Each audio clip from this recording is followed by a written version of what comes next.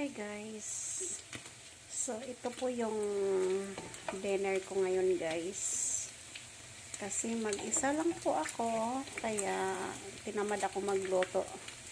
Kaya dito tayo napunta sa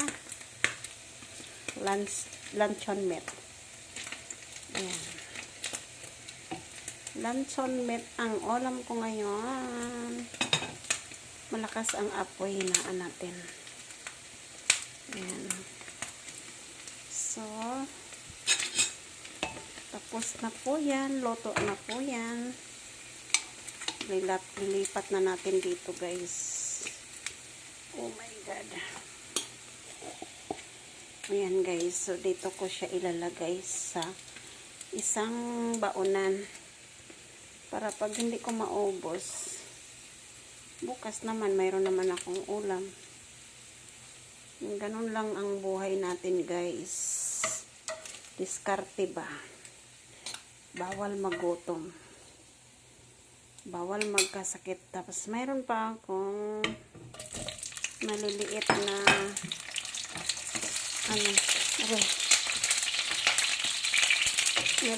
na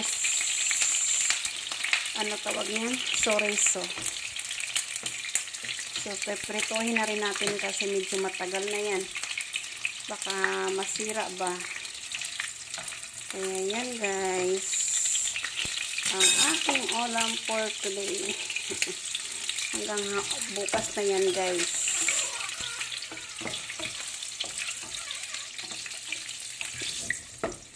Hanggang bukas na po yan.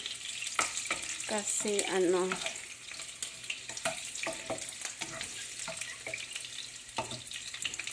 tinamad ako magluto ngayon.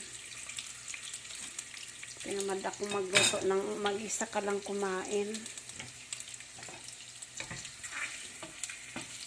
Kaya ayan guys, luto na po. Kakain na po tayo. Ayan guys. So thanks for watching.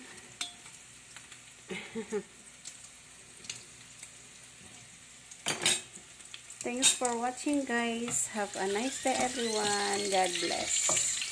Ayan, kakain na tayo.